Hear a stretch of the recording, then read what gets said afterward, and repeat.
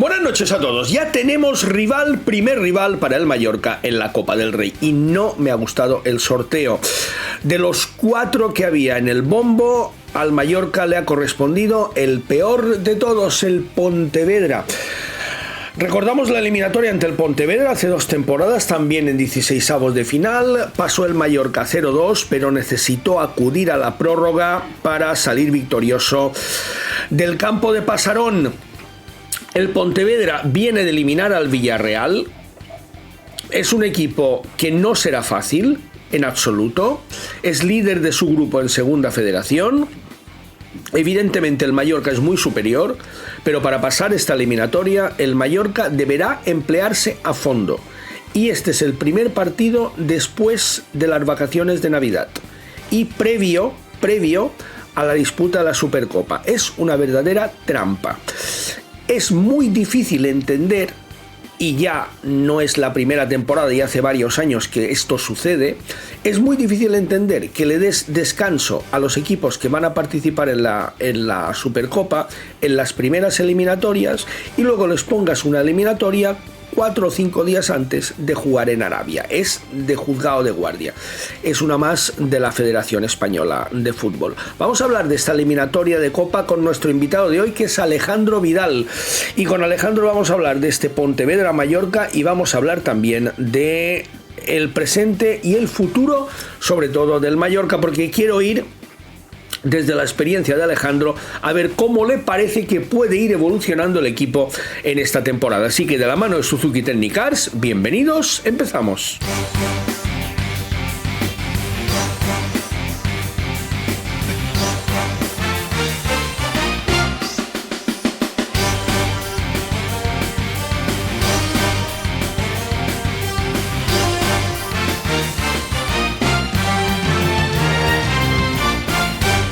Este es mi nuevo Suzuki Swift. Me avisa si me distraigo. Consume muy poco. Con la etiqueta Eco, entra al centro y aparco en cualquier sitio. Y hasta puedo cerrarlo desde el móvil con Suzuki Connect. Nuevo Suzuki Swift desde 79 € al mes. Consulta condiciones en suzuki.es. Ya estamos con Alejandro. Alejandro, ¿cómo estás? Buenas noches. Hola, buenas noches, ¿qué tal? Vamos primero con esta eliminatoria de Copa, que es la tercera vez que se van a encontrar Pontevedra y Mallorca en la Copa del Rey. Las 2 anteriores, como esta, ha sido en 16avos de final. La primera vez el Pontevedra eliminó al Mallorca en la década de los 70. Hace 2 temporadas fue el Mallorca el que dejó fuera al equipo gallego. Un Pontevedra que ha ido históricamente de más a menos, pero aún recordamos aquel Pontevedra en primera división y el famoso lema del hay que roerlo, porque era muy difícil ganar aquel Pontevedra, ¿verdad? Hombre, con jugadores que llegaron a ser internacionales, incluso como Batalla, como Neme, Martín Esperanza, tenía un equipazo el Pontevedra en aquellos tiempos. Y Nilo Tempore, por otra parte, ha llovido mucho desde entonces, aunque siguen jugando en Pasarón, que alguien me lo preguntaba el otro día, digo, sí, juegan en Pasarón. Supongo que lo han reforzado, no sé si reforzado, porque es un estadio tradicional de los antiguos. Hay una serie todavía de estadios atávicos que se mantienen en el fútbol español y uno de ellos es Pasarón en Pontevedra. No sé si estás de acuerdo con mi razonamiento, el que he dicho al principio, que me parece un partido muy, muy complicado para el Mallorca, porque le viene inmediatamente después de las vacaciones de Navidad, es el primer partido 2025 y 5 días antes de la Supercopa. Será muy difícil motivar a los jugadores y para Arrasate es un dilema. Pone a los titulares, los reserva para jugar la Supercopa. Es que lo que he dicho al principio, Alejandro, no tiene mucho sentido que tú, con la excusa de que van a participar en la Supercopa, evites que estos equipos jueguen las 2 primeras eliminatorias y luego le pongas otra 5 días antes de la Supercopa. Es surrealista. La pregunta sería si hay algo que tenga sentido en la Federación Española de Fútbol, porque a mí lo que me ha sorprendido es que esta última semana nadie del club, con tiempo más que suficiente, cuando se supo, se opusiera rotundamente a jugar estos 3 partidos en una semana. Sí, efectivamente. Ya podríamos entrar si se han jugado bien o mal las cartas. Yo creo que las cartas no se han jugado bien porque las posibilidades de ganarle al Barça eran muchas menos que las de ganarle al Celta, que además es uno de los equipos con peor defensa de la categoría. Y así todo no se le marcó ni un solo gol, ni se podía marcar con la gente que salía allí a jugar, ¿no? Pero bueno, para gusto de los colores. Otro dirá, no, mejor haberlo hecho así, porque después tal. Descanso ahora de una semana para recibir al Girona. Yo el descanso lo hubiera hecho el martes contra el Barça, dentro de un orden, porque además creo que esa goleada, ese 1-5, ha desdibujado un poco todo, ¿no? Y ha entrado huyendo de lecturas parciales, pero es que claro, el Mallorca lleva 6 partidos encajando mucho, contando esos 5, y sigue metiendo poco. Y ahí está un poco ya enlazo con tu pregunta de cara al futuro, que es que no sé a qué atener en este momento, porque se empezó con que el problema era el gol, que es verdad, porque el Mallorca ha marcado muy pocos goles. De hecho, creo que en 5 partidos, en 6 partidos no ha marcado ningún gol, en 6 partidos de los 17 que lleva disputados, y en los que ha marcado muy pocos en general, ¿no? Menos en Las Palmas, que es la excepción, la anomalía, el partido de Las Palmas, que marcó 3. Palmas, fíjate, el tercer gol, cuándo y cómo lo marca, ¿no? Un poco, el problema era el gol reconocido por el propio Arrasate, pero ahora nos encontramos que parecemos también tener problemas en defensa, porque hemos encajado en Vigo, hemos encajado ante el Barça 5, hemos encajado en 2 en el campo de Las Palmas, hemos encajado aunque fuera 1 en Vitoria y no hemos marcado ninguno. En fin, estos 6 últimos partidos me ofrecen dudas en defensa. Es decir, que si teníamos problemas con el gol, ahora parece que también tenemos alguno en defensa, al que se va a sumar la más que previsible ausencia de Raillo el próximo sábado. Te digo otra cosa, no entiendo por qué el club, a lo mejor lo ha hecho, yo no me he enterado, porque evidentemente la transparencia no es virtud de esta gente que lleva el club, ¿no? Pero es una tarjeta francamente recurrible. Es decir, yo creo que donde Arrasate tiene razón en este partido, el que no vea existen muchas por cómo lo planteó y lo que hizo, pero donde sí la tiene es en esta acción, donde el jugador mallorquinista gana la posición al delantero, que después la toca con la mano, cierto, pero cuando ya ha ganado la posición, por lo tanto no frena una oportunidad de gol o un último delantero ante la portería. Al contrario, al delantero le gana limpiamente la posición, después toca con la mano, me parece muy bien, falta y amarilla, nunca roja, nunca roja. ¿Sí? Pero eso sería otra cuestión y no van por ahí tus preguntas, pero después está esta comedia que ahora han hecho de publicar los vídeos, los audios de las conversaciones del VAR, y no hay quien entienda absolutamente nada. Fíjate en el lenguaje que utilizan para que no los entienda nadie precisamente. Mándame un RDS no sé cuántos, voy a poner un doso 25 para que la gente no sepa de qué están hablando. Pero a mí me parece, y hemos visto en esta última jornada diversas acciones, el otro día el campo de los Osasuna, el Bilbao Real Madrid, en el partido de Mallorca ante el Celta, decisiones de VAR, bueno, que son... no quiero calificarlas. Es que, mira, te voy a decir una cosa. Si no fuera para llorar. Fíjate, Alejandro, te voy a decir una cosa. Yo es que con el tema arbitral, que habría mucho de lo que hablar. Fíjate, el Barça pierde ante Las Palmas y el siguiente partido en Palma, el árbitro que es designado para pitar este partido es Gil Manzano. A mí Gil Manzano me parece... es que me ahorro los calificativos porque no quiero problemas. Para mí es el peor árbitro de primera división, porque teniendo cualidades buenas como árbitro, él arbitra según le convenga. El penalti ha bajado muchísimo. Y la prueba es que cada vez que le llaman para arbitrar en Europa lo mandan para casa otra vez. Es que para mí el nivel de Gil Manzano es bueno, pero insisto, me voy a ahorrar los calificativos. Viene el Barça Palma, el partido está empatado.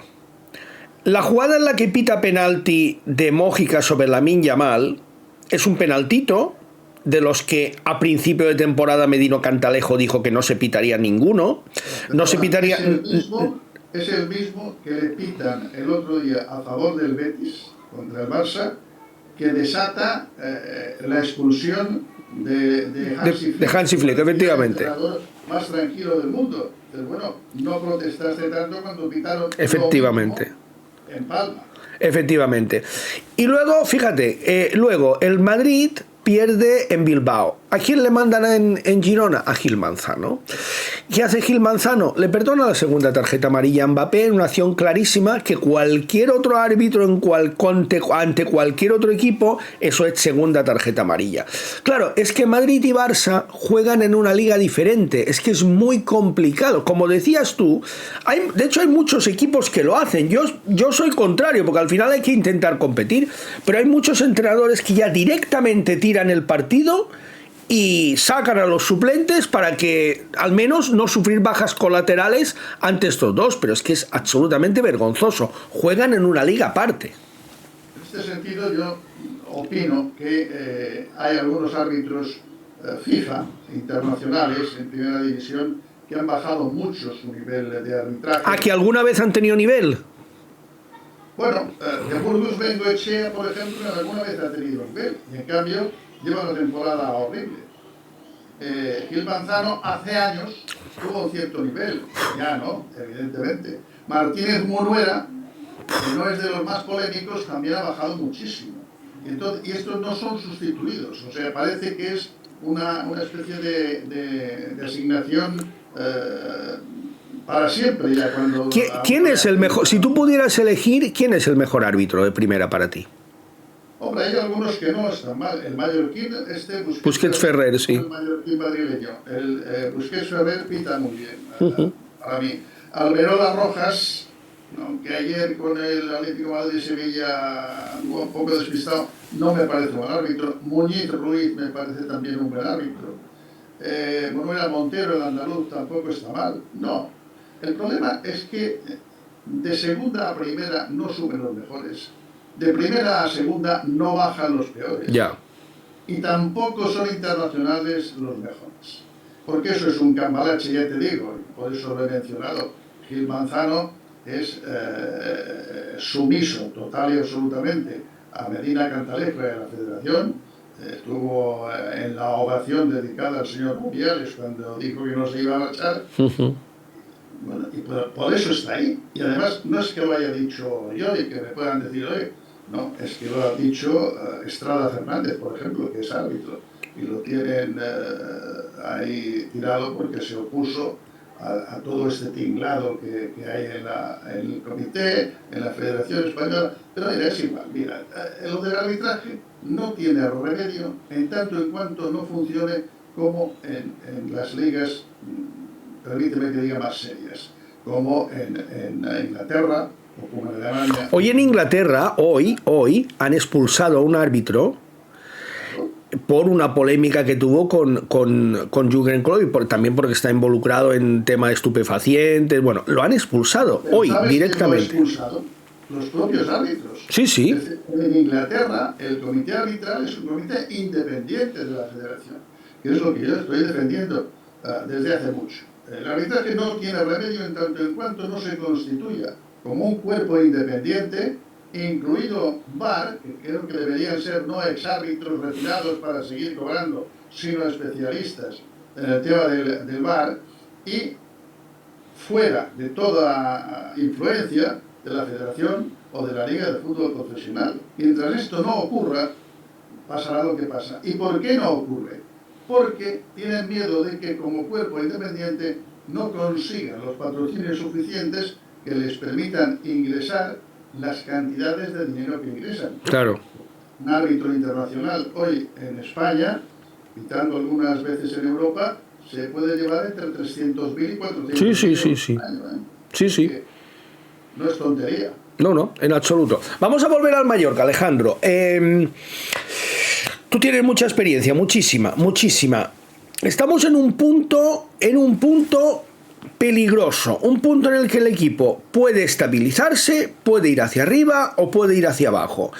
¿qué intuyes? ¿Qué te dice tu experiencia de la trayectoria, la última trayectoria del Mallorca y lo que tú crees que puede llegar? Es que estoy muy despistado por lo que te dije antes. Ya no sé si el problema está en la delantera, si el problema está en la defensa. A mí hay cosas que me sorprenden. En un equipo con dos jugones que además se alinean ahora con Arrasate ambos, Morlanes y Sergi Darder, el equipo cree tan poco, tenga tan escasa creatividad, ya no digo de crear más ocasiones o menos, sino de practicar un poco más de fútbol, ¿no? Porque al final, si te fijas, pues el equipo avanza a duras penas hasta 3/4 de campo y muchas veces termina otra vez en los centrales, en Raillo o Valiant y tal, y pases horizontales y horizontales y horizontales. Y cuando ya no saben qué hacer, pelotazo para ver si Muriqui la coge y la retiene o aguanta. Entonces me sorprende que con gente de técnica y calidad suficientes para hacer algo más, pues realmente el equipo no lo haga. Por eso digo que me tiene un poco despistado, porque no sé realmente dónde está el problema, si atrás o arriba. Yo hoy he escrito una cosa que decía, igual estamos ante la metáfora de la manta, ¿no? Que cuando tiras de un lado, pues se te descubren los pies, y cuando tiras del otro, pues sacas la cabeza. Y no sé Arrasate esto cómo lo va a solucionar, porque no veo ganando convincente al Mallorca. Es decir, aquí me pones ganó y convenció, que es un titular tópico de muchas crónicas. Puede ganar, pero sin convencer, últimamente. De hecho, fíjate que no ha ganado ningún partido por más de un gol. Es un detalle que yo creo que evidencia que faltan cositas todavía. Hombre, tú fíjate que voy a usar como ejemplo el partido contra el Valencia, que me parece el peor Valencia de la historia, realmente. Parece un equipo condenado en todos los sentidos, y fíjate, le ganas al final con ese gol de Abdón a falta de 10 minutos para terminar el partido, porque si no, tampoco lo sacas adelante. Y ya te digo, el Mallorca no ha marcado a equipos como el Celta, una de las defensas más goleadas de la categoría, como el Alavés, otra de las defensas más goleadas de la categoría. Me sorprende, por eso te digo, me dices, ¿qué puede pasar? ¿Qué va a pasar? ¿Cómo lo veo? Es que no lo sé, De todas maneras, sí, bien, hablemos de historia, y no creo ni quiero que se repita, evidentemente, pero por lo menos sí debemos de aprender que creo que era el año 2010, con Laudrup de entrenador, el equipo terminó la primera vuelta con 27 puntos. Correcto. Y al final no descendió por el famoso penalti que Aduriz marcó en Riazor al Deportivo de La Coruña. Es cierto, lo que pasa es que aquella temporada fue una temporada de puntuación récord, que no creo que se dé este año ni con mucho, porque veo equipos muy malos. Yo no le veo ningún riesgo de descenso al Mallorca. Claro, tú te fijas en el Valladolid, en el Leganés, en el Español, en el Alavés, claro, incluso en Las Palmas, y por ahí es que la diferencia con el Mallorca es abismal. Lo que pasa es que yo creo también que el equipo necesita definirse y necesita encontrar una estabilidad que ahora mismo le está fallando. Incluso el Valencia, que me dejaron en esta lista de candidatos al descenso, aunque yo creo que el Valencia, con los jugadores que tiene, tarde o temprano acabará saliendo de ahí abajo, porque insisto, veo la parte de abajo muy mal, Alejandro, de lo peor que he visto en los últimos años. Le va a costar al Valencia, porque salir de ahí con las condiciones... Sí, claro, siempre cuesta. Tal como está el club también, que eso influye, hay que tenerlo en cuenta. El dueño está en Singapur y ya sabemos cómo no le quiere la gente ya.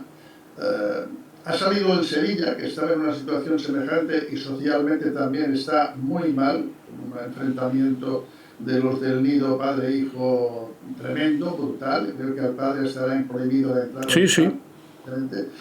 Bueno, pues ha salido Sevilla más o menos, fíjate, casi el disgusto que le da al Atlético de Madrid, ¿no? Sevilla más o menos ha salido. Valencia lo veo más complicado, y que se repita la historia aquella del 2010 con Laudrup de entrenador, hombre, también lo veo complicado. Lo que pasa es que, ya digo, del pasado hay que aprenderlas. Claro. Y si no las aprendes, pues al final terminas pagando. Y es lo que no me gustaría y lo que no deseo que ocurra. Pero evidentemente el cuerpo técnico tendrá que tomar sus medidas, que no tienen que ser como las del pasado viernes. Todavía ayer alguien me decía, ¿cómo se le ocurre a Arrasate a poner esta alineación en DIC?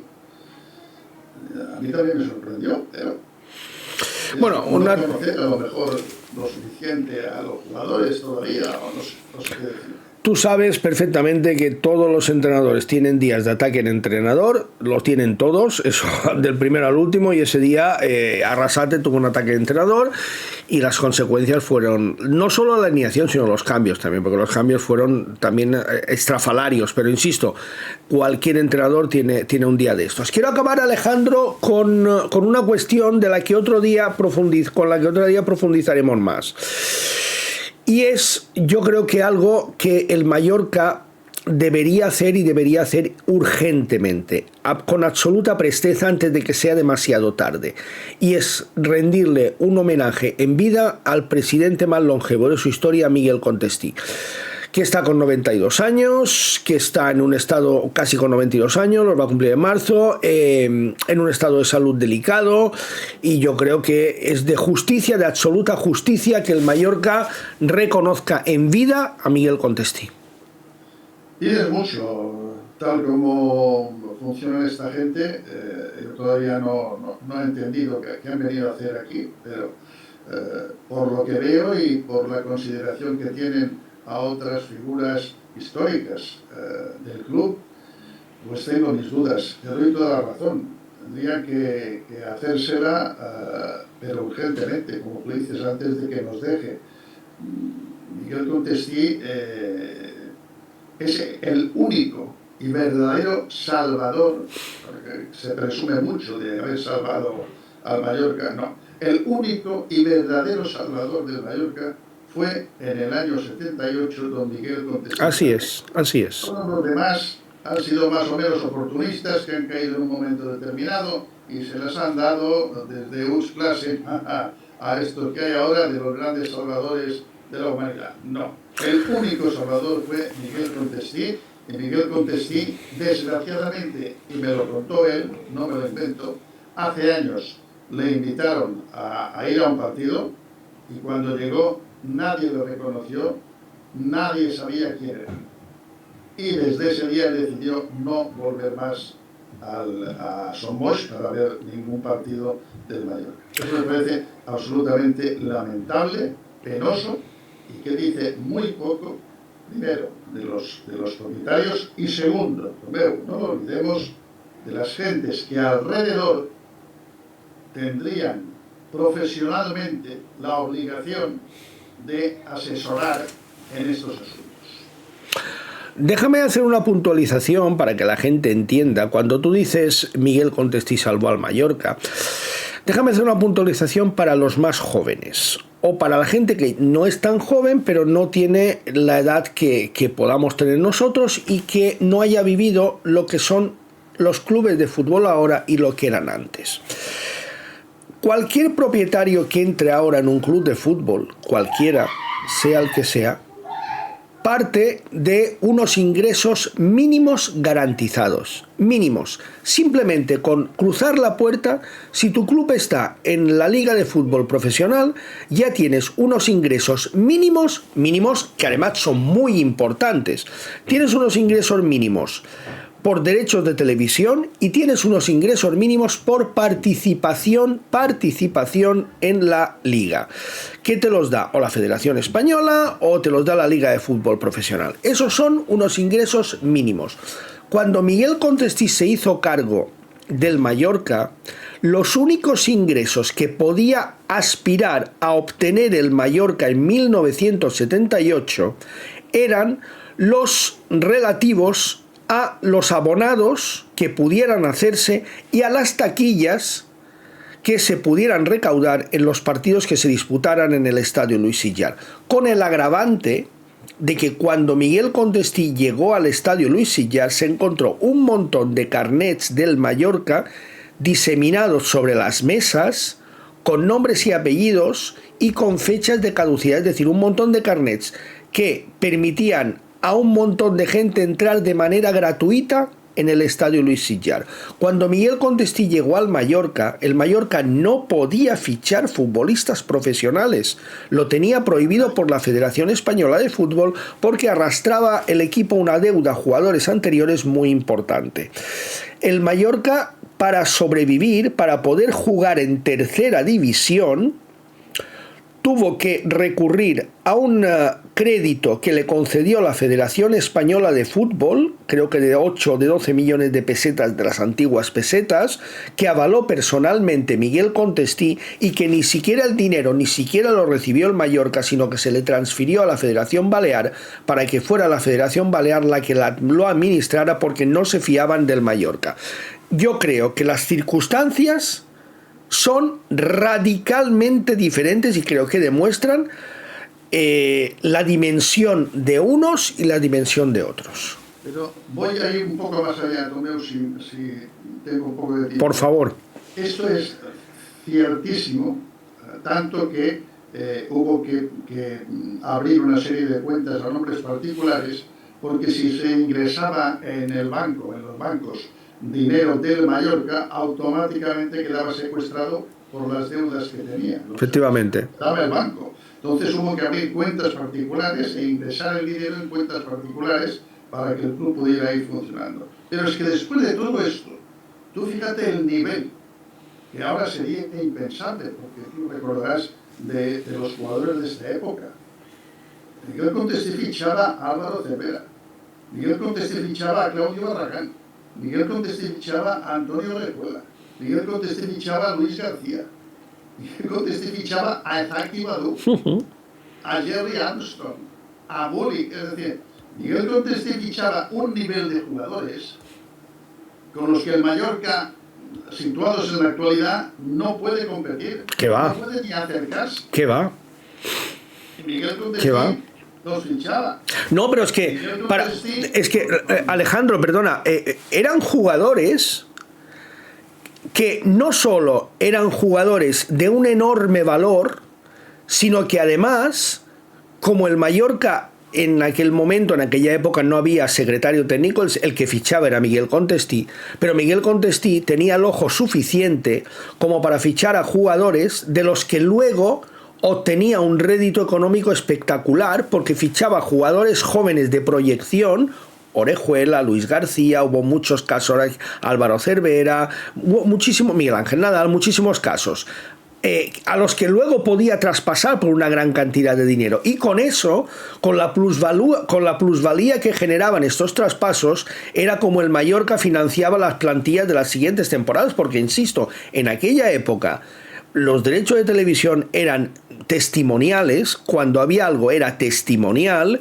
y los clubes se mantenían de los carnets de socios y las taquillas de cada 15 días en los estadios. No había más ingresos. O tú traspasabas jugadores y obtenías una plusvalía, o te arruinabas directamente. Dato comparativo. El Mallorca ha vendido este año por unos 12 millones sí. Gio, y la suma de los 5 que ha fichado no llega ni a la mitad de esos 12 millones. Vamos, mucho menos, Alejandro, mucho menos. Ahí tienes el dato comparativo. Por eso digo, y tú te me has adelantado, que efectivamente Miguel Contestí merece, si no un reconocimiento de estos accionistas actuales del club, sí del mallorquinismo en general. No basta con que haya una peña, con todos mis respetos y admiración, que se llame Miguel Contestí, sino que el mallorquinismo está en deuda con Miguel Contestí, y esa deuda convendría pagarla antes de que nos deje. Efectivamente, y creo que es algo que si por desgracia pasa lo que va a pasar, porque es ley de vida, estamos hablando de una persona de 91 años que va directo hacia los 92, esta persona debe sentir el reconocimiento en vida, porque la anécdota que tú has contado, que también me la contó él a mí, es muy triste que el que ha sido el presidente más longevo de la historia del club, que estuvo 13 años en el Mallorca, el presidente que llevó al Mallorca de la desaparición a una final de Copa del Rey en 1991, llegue al estadio de Somos y no reciba no solo el homenaje que debe recibir alguien así, sino que además se le ignore de la forma en la que se le ignoró. Me parece un error absolutamente garrafal y que hay que corregir sí o sí. Alejandro, que quedamos emplazados, tenemos pendientes un par de vídeos sobre personajes antiguos, tanto entrenadores como jugadores como directivos. Hay muchos, o sea que vamos, tenemos vídeos para largo, ¿eh? Cuando tú quieras, un placer. Yo todavía me acordaba de unas anécdotas con Juancho Fornelli, José Luis Sasso, unos tíos fantásticos, por otra parte. Hablaremos de ellos, de José Luis Sasso, de Juan Carlos Fornells y de muchos que han formado desde 1916, eso son 108 años, vamos ya para 109 años de historia del Mallorca. Alejandro, amigo, un abrazo. Fuerte abrazo para todos, un saludo. Con Alejandro Vidal hemos compartido una charla de más de media hora de duración. Yo creo que ha sido muy interesante, hablando sobre el pasado, sobre el presente, sobre el futuro del Mallorca. Vuelvo a insistir en lo que he dicho al principio. Ojo a esta eliminatoria ante el Pontevedra, que no me gusta en absoluto. De los 4 que podían tocar, es sin duda el peor de todos. Gracias por haber estado con nosotros. Hasta el próximo vídeo.